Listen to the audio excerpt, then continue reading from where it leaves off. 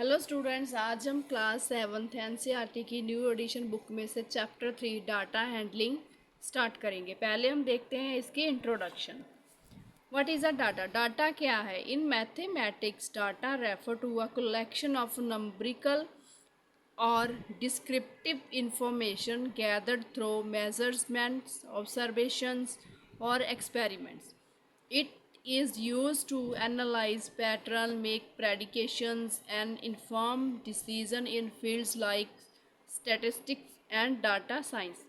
Data का मतलब science math में होता है जब हम कोई भी डाटा हमारे पास जो होता है उसकी कलेक्शन करते हैं नंबर्स में। ठीक है, किसी चीज़ के बारे में हम इंफॉर्मेशन गैदर करते हैं, चाहे वो मेजरमेंट में ऑब्जर्वेशन होता है, किसी चीज़ का निरीक्षण करना, एक्सपेरिमेंट करने। ठीक है, वो हमें अलग अलग टाइप्स में फाइंड करना होता है। टेम्परेचर में भी पूछ सकते हैं क्वेश्चन में, मार्क्स भी पूछ सकते हैं। अलग अलग टाइप्स की वो ऑब्जर्वेशंस हमें थ्रू डाटा पता करनी होती है। हमारा पहली टाइप है इसमें टेबुलर फॉर्म।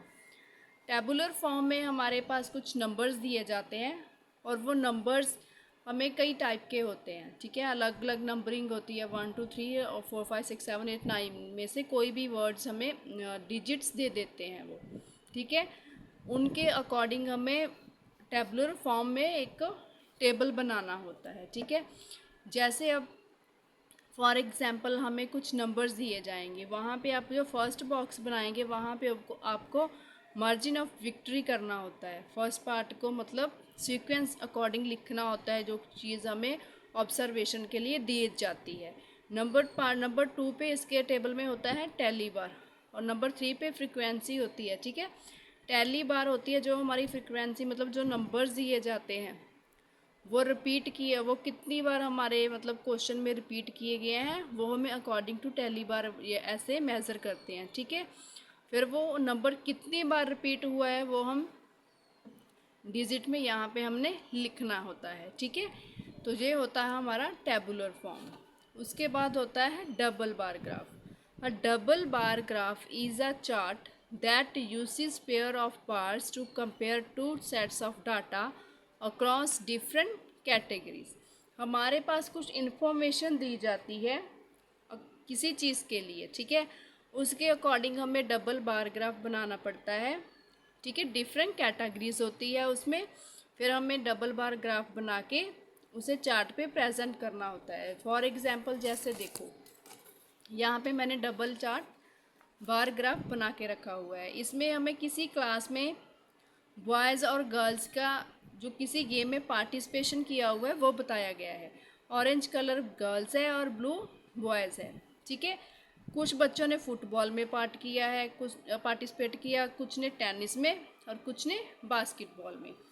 और जो गर्ल्स की नंबरिंग है फुटबॉल में वो 6 है, बॉयज़ की 12 है।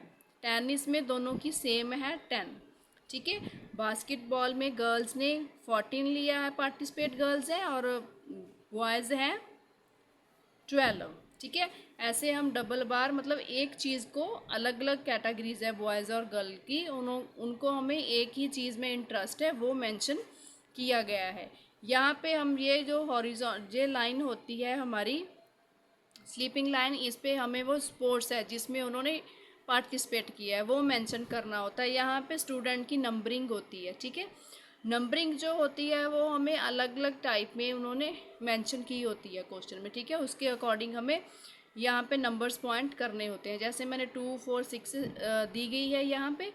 कई बार आपको क्वेश्चन में 10 20 भी मेज़र करने को दिया जाता है, तो आपको उसके अकॉर्डिंग ऐसे डबल बार ग्राफ बनाना होता है।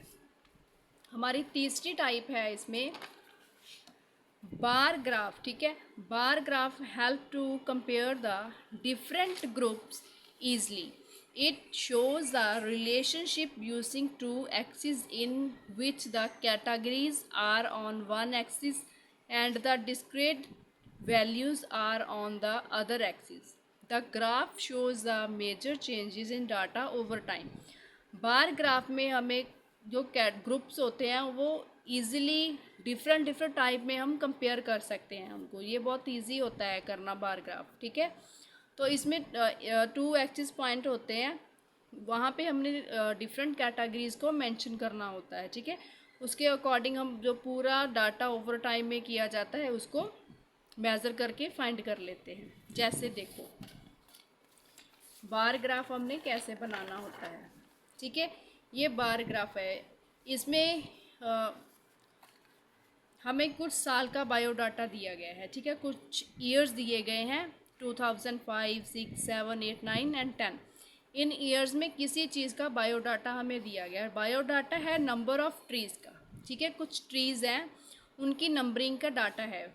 और जो स्केल है, ये स्केल होता है, इसे हम 1 यूनिट जो होगी 50 एप्पल्स दी गई है। अब देखो 2005 में 150 ट्रीज़ हैं वो लगाए गए हैं, ठीक है। और 2006 में यहाँ पे देखो 200 है और यहाँ पे ये हाफ हो जाएगा, 250 लगाए गए हैं 2006 में। 2007 में 350, 2008 में 150, 2009 में लगाए गए हैं 355, क्योंकि हाफ है ना, यहाँ पे हाफ हो जाता है। 2010 में लगाए गए हैं 450, ठीक है। तो इसमें जो अलग अलग कैटेगरीज, मतलब इसमें अलग कैटेगरी नहीं होती, ईयर्स डिफरेंट दिए जाते हैं। जो बायोडाटा होता है वो अलग अलग ईयर्स का होता है, ठीक है। जहाँ इसमें और सेकंड एग्जांपल हो सकती है, आपको कोई मार्क्स हैं किसी सब्जेक्ट में, अलग अलग सब्जेक्ट में मार्क्स दिए जाते हैं, ठीक है। ऐसे ही इसमें मैंने ईयर्स की एग्जांपल दी है, डिफरेंट ईयर्स हैं और नंबर ऑफ़ एप्पल्स हैं वो अलग अलग ईयर्स में कैसे लगाए हैं, कैसे ग्रो अप डाउन हुआ है स्केल, वो यहाँ पे हमने मेंशन किया है, ठीक है। अब हम स्टार्ट करते हैं नेक्स्ट पार्ट इसका 4। इसमें रूल यूज़ किया है नंबर 4, रेंज। आपको रेंज को पता करने को दिया जाएगा क्वेश्चन में। वहाँ पे आपको हाईएस्ट ऑब्जर्वेशन जो होगी उसमें से लोअर ऑब्जर्वेशन को माइनस कर देना है, ठीक है। तो वहाँ पे इन दोनों हाईएस्ट और लोअर को जब आप माइनस करोगे तो वो आपका आंसर हो जाएगा। नेक्स्ट है इसका मेन।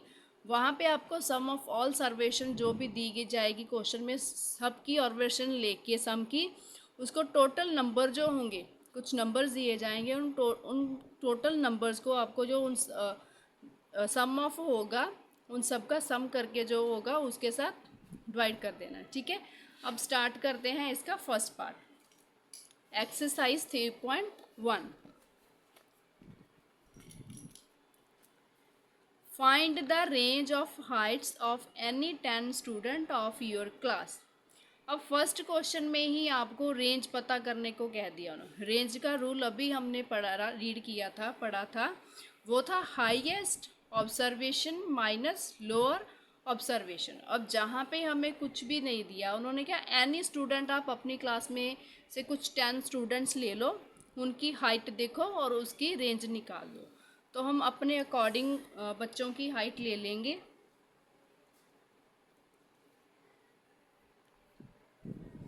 इसे हमने लेट करना है, तो हम लेट करेंगे, let height of any 10 students, ठीक है। तो स्टार्ट करते हैं 124, 151, 133,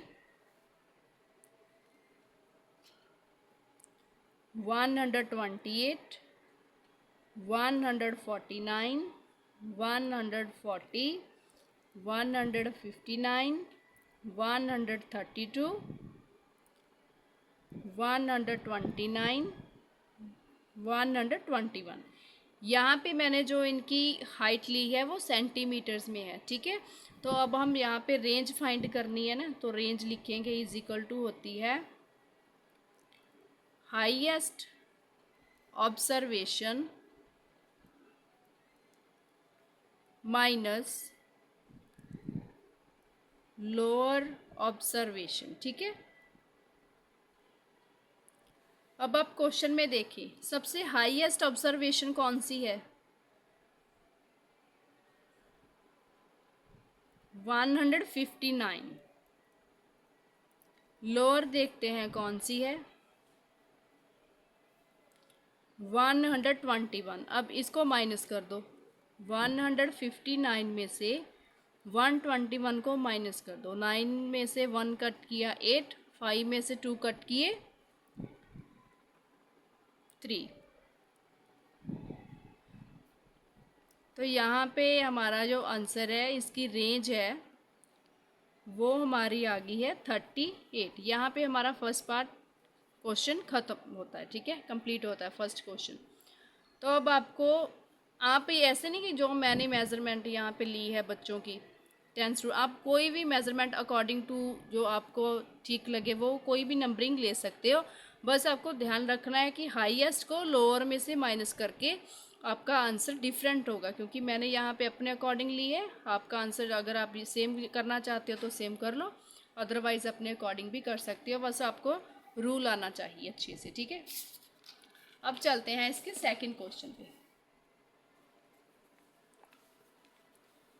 सेकंड क्वेश्चन है, organise the following marks in class assessment in a tabular bar. यहाँ पे हमें टेबुलर बार पे करने के लिए कहा गया है क्वेश्चन। टेबुलर बार पे हम कैसे करेंगे क्वेश्चन अब, ठीक है। हमें उसके लिए टेबुलर बार बनाना पड़ेगा। पहले बना लेते हैं यहाँ पे, ठीक है।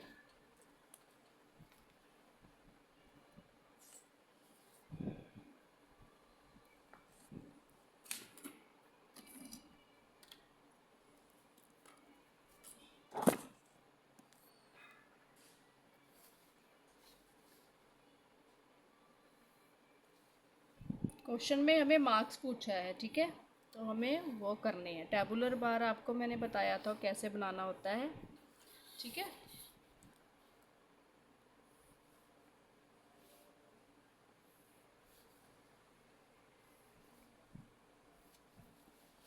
चलो अब स्टार्ट करते हैं।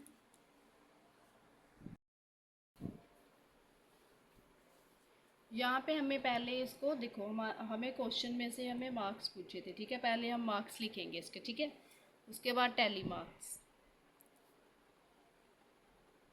उसके बाद इसकी फ्रीक्वेंसी मैंने आपको बताया था लास्ट पार्ट टेबल में, जो थर्ड पॉइंट होता है वो फ्रीक्वेंसी होती है, ठीक है। टैली मार्क्स करते हैं। अब देखो टैली मार्क्स में हमने क्या देखा था, पहले हम सीक्वेंस अकॉर्डिंग नंबर लिखेंगे, ठीक है, वो हम अभी लिख लेंगे। 1, ठीक है। तो अब हम देखते हैं नंबर 1 में यहाँ पे क्या है। जो नंबर देखो, जहाँ पे हमें कुछ नंबर दिए गए हैं 4 6 7 5 3 5 4 5 2 6 2 5 1 9 6 5 8 4 6 7। इन नंबर्स को अभी हमें यहाँ पे टैली मार्क्स करना है। मतलब टैली मार्क्स का होता है यहाँ पे कौन सा नंबर कितनी बार रिपीट हुआ है। पहले हम देखते हैं 1 यहाँ पे है, देखो 1 है यहाँ पे। 1 टाइम है तो मैं 1 लिखूँगी, ठीक है। अब 2 देखते हैं, रिपीट है इसमें 1 2, 2 यहाँ पे 2 टाइम्स रिपीट हुआ तो यहाँ पे 2 हो जाएगा, ठीक है। अब देखते हैं 3,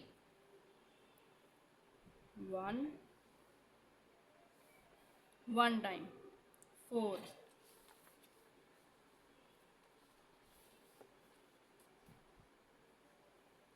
1 2 3, 4 यहाँ पे 3 टाइम्स रिपीट हुआ है, ठीक है। 5, 1 2 3 4 5। अब 5 यहाँ पे 5 टाइम्स रिपीट किया है। अब 5 कैसे मेंशन करेंगे हम यहाँ पे, 1 2 3 4। जब हमें 5 टैली मार्क्स में दिखाना होता है तो हम यहाँ पे इसे क्रॉस कर देते हैं, जहाँ पे लाइन को यहाँ से अप से शुरू, जहाँ पे डाउन, तो ये 5 को रिप्रेजेंट करता है टैली मार्क्स में। 6 देखते हैं अब हम, 6 है इसमें 1 2 3 एंड 4। 6 यहाँ पे 4 टाइम्स रिपीट हुआ, ठीक है। 7 देखते हैं अभी, 7 है यहाँ पे 1 2, 7 यहाँ पे 2 टाइम्स रिपीट हुआ। 8 1, 8 1 टाइम्स रिपीट हुआ है। 9 9 भी यहाँ पे 1 टाइम रिपीट हुआ।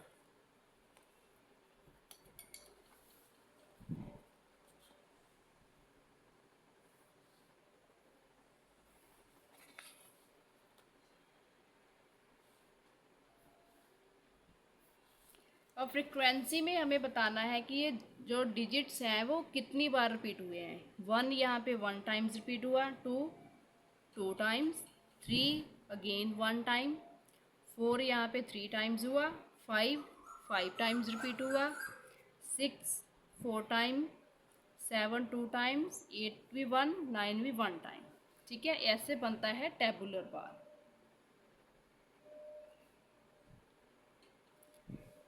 आई होप आप सबको समझ में आ गया कि टेबुलर मार्क हमें कैसे यहाँ पे टेबल में मेंशन करना है। अब इससे रिलेटेड हमारे कुछ क्वेश्चन दिए गए हैं। अब क्वेश्चन पे चलते हैं। ठीक है, हमारा फर्स्ट क्वेश्चन है which number is the highest. Tally marks पे हमें रीड करना इजी हो जाता है। ठीक है, अब इसमें उन्होंने हमसे पूछा है कि हाईएस्ट नंबर कौन सा है इनमें से। अब हाईएस्ट मार्क्स किसके हैं? हाईएस्ट मार्क्स ये देखो किसके हैं, कितने नंबर हैं हाईएस्ट मार्क्स। तो फर्स्ट का आंसर आ जाएगा किसी एक स्टूडेंट के हाईएस्ट मार्क्स में क्लास में, वो है 9। Question number 2, which number is the lowest. किस बच्चे के लोएस्ट मार्क्स हैं क्लास में? सबसे लोएस्ट मार्क्स कितने हैं वो देखेंगे। ये मार्क्स हैं हमारे, सबसे लोएस्ट मार्क्स हैं क्लास में 1। Question 3, what is the range of the data. अब डाटा की रेंज क्या है? रेंज का फॉर्मूला तो हमने अभी निकाला था। ठीक है ना, मतलब हाईएस्ट ऑब्जर्वेशन को लोएस्ट ऑब्जर्वेशन में माइनस कर देंगे। हाईएस्ट है हमारी 9, हाईएस्ट ऑब्जर्वेशन को माइनस कर देंगे लो ऑब्जर्वेशन में। हाईएस्ट है हमारी 9 और लोअर भी हमें पता है हमारी 1, तो माइनस होके आ गया 8। ठीक है, number 4, find the arithmetic mean. Mean का भी हमने अभी यहाँ पे रूल देखा था। मीन का रूल था हमारा सम ऑफ ऑल सर्वेशंस, मतलब जो हमें ऑब्जर्वेशन दी गई है इन सब का हमें सम करना होगा। After that total number of observation, in number को हमें काउंट करके देखना है कि इनकी नंबरिंग कितनी है, उसको जो इसका सम होगा उसके साथ हमें डिवाइड कर देना है। ठीक है, तो हम स्टार्ट करते हैं।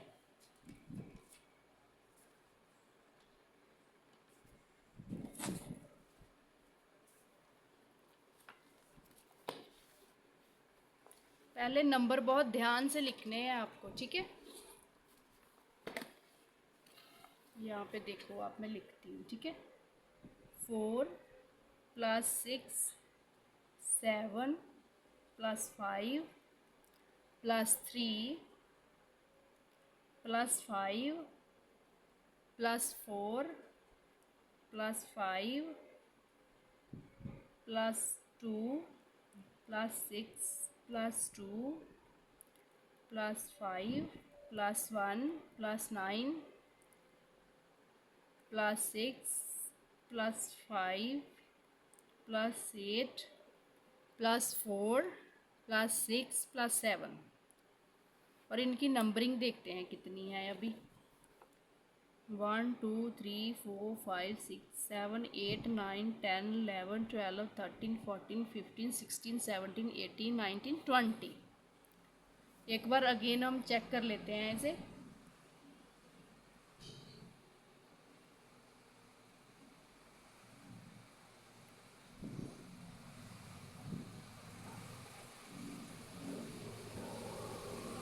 चलो ठीक है, अब हम इसे ऐड करते हैं। मैं यहाँ पे पहले जो नंबर्स रिपीट हुए हैं उनको कर लेती हूँ, ऐड कर लेती हूँ कि इजी हो जाएंगे वो ऐड करने। जैसे जहाँ पे देखो करते हैं।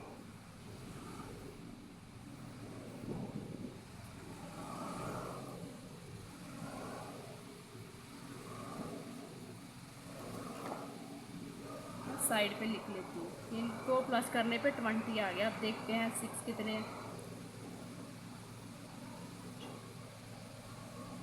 7,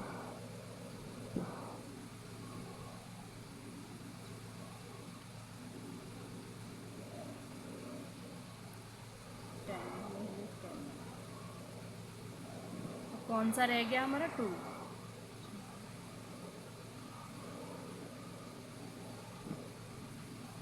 या 8, यहाँ पे हो जाएगा जी 8।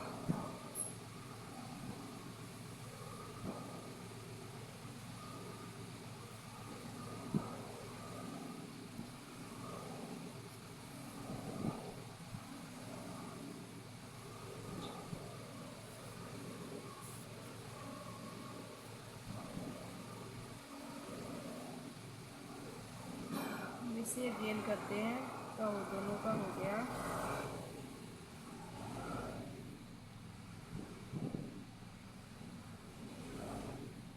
यहाँ पे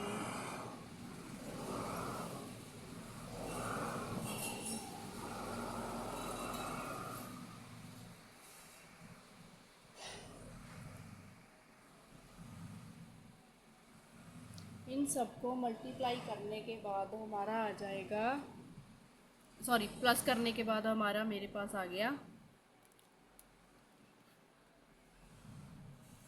100। ठीक है,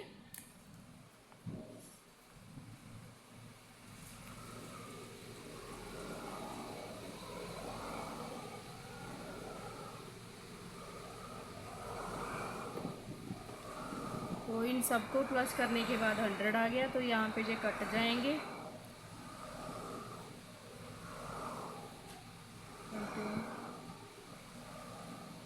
5, तो यहाँ पे इनका आंसर आ जाएगा 4 का 5। अब जब इससे प्लस करते हैं तो बहुत ध्यान से करना होता है। ठीक है, तो इधर उधर हो जाते हैं, रिपीट होते हैं ना वर्ड्स, तो ध्यान से, बहुत ही ध्यान से आपको सम ऑफ इसका निकालना है, क्योंकि अगर ये इधर उधर हो गए ना तो आपको बहुत गड़बड़ हो जाएगी सम।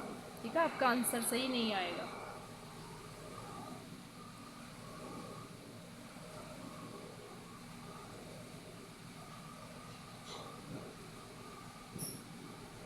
ठीक है, इन सब का ऐड, इन दोनों का देखो ऐड करके हो गया 10, इन दोनों का हो गया 12, इन दोनों को किया 8, दोनों को किया 9, इन तीनों का कर लो 10, इन दोनों को किया 10, 11, इनका 12 हो जाएगा, इनका 13 हो जाएगा, तो ये 5 यहाँ पे गया। अब ऐसे ही करोगे ना तो इजी हो जाएगा आपको। ठीक है, देखो 10 10 10 30 हो गए। 30 में से में किए हमने 12, 30 में 12 किए तो जो हमारे हो जाएंगे 42, 42 में 12 फिर किए हमने तो 54 हो जाएंगे। और कौन सा रह गया हमारा 9, अब 11 और 13 भी पड़े हैं। 11 ऐड करेंगे तो 65, 65 में 13 करेंगे तो हो जाएगा जे 78, 78 में कौन सा रह गया 9, हो गया 87, 87 में कौन सा रह गया हमारा 8, 8 हमने ऐड कर लिए थे। अभी हमारा लेफ्ट है 5, तो ये 100 आ गया। ठीक है, ऐसे आपको अच्छे से चेक कर लेनी है, ऐसे पेयर बना के आपको कर लेना है तो 100 ही आता है। मैंने 2 बार आपको आंसर चेक करके दिखा दिया, तो ये 100 ही आता है। ठीक है, तो नेक्स्ट सम करेंगे हम नेक्स्ट वीडियो में। ठीक है, तो अगर आप चैनल पर नए हैं तो चैनल को सब्सक्राइब कर लें, बेल आइकन को ऑन कर लें। अगर वीडियो आपको अच्छी लगी, हेल्पफुल लगी तो प्लीज़ लाइक करें, शेयर करें, कमेंट करें। Thank you.